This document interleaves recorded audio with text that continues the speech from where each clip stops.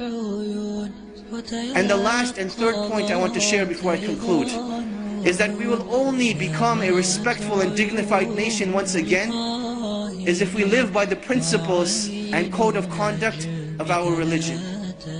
And I will share and conclude with this one story that I believe epitomizes it.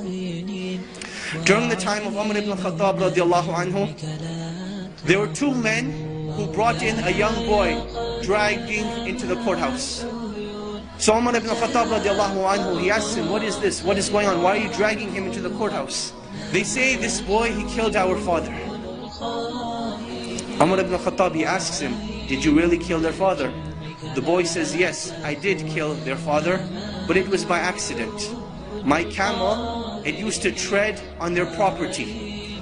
So one day, their father took a rock and hit the camel in the eye. And I saw the camel suffering, and it made me furious and aggravated. So I took a rock and I threw it at the father. It hit him in the head and he died.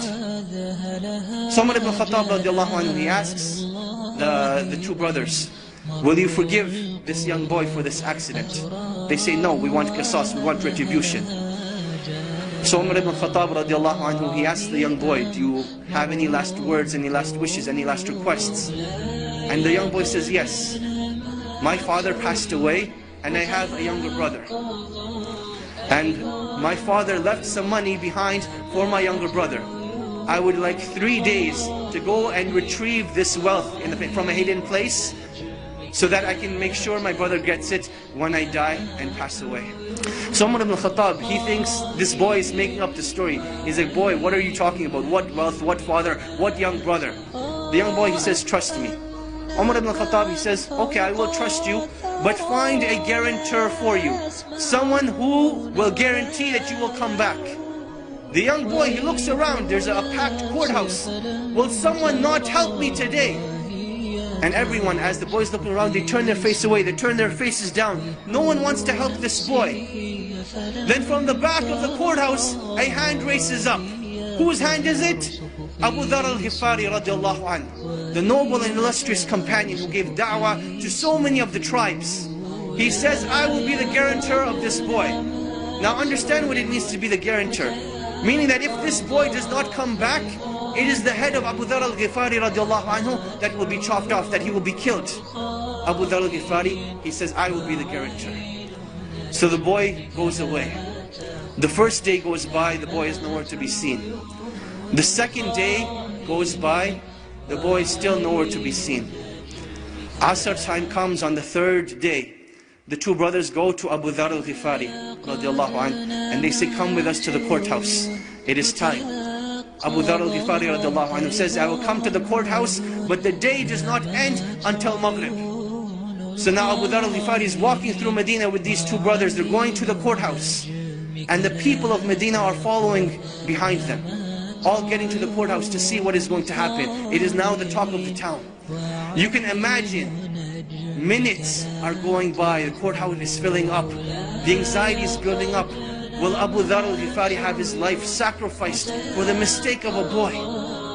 And literally minutes before the adhan of Salatul Maghrib, the boy rushes in.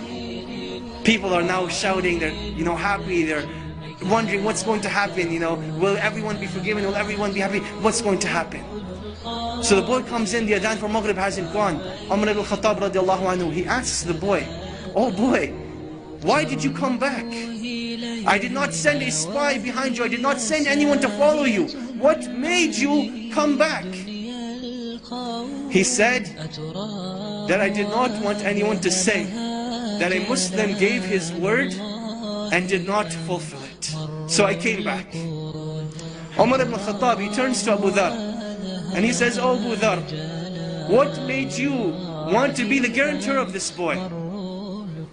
He says, I saw a Muslim in need and I did not want anyone to ever say that a Muslim was in need and no one was there to help him. So I raised my hand to be his guarantor. The two brothers, they say, when we have people like this, how can a Muslim ask for forgiveness and no one be there to forgive him? So they forgave the boy, and the boy was forgiven. This was the legacy of Islam. This was the code of conduct. This is why during the Khilaf of Umar ibn Khattab, they were able to reach the border of China all the way to the south of France. Because they had strong relationships with Allah. They did things with ihsan, and they lived with the code of conduct of Islam. And this is when Allah subhanahu wa ta'ala will restore the izzah of this nation and will make us once again proud of the great legacies that have been left behind, in hopes that one day we will be called a great legacy. My dear brothers and sisters, it is a time where we need to stand up and begin with changing ourselves and becoming proud of who we are as Muslims.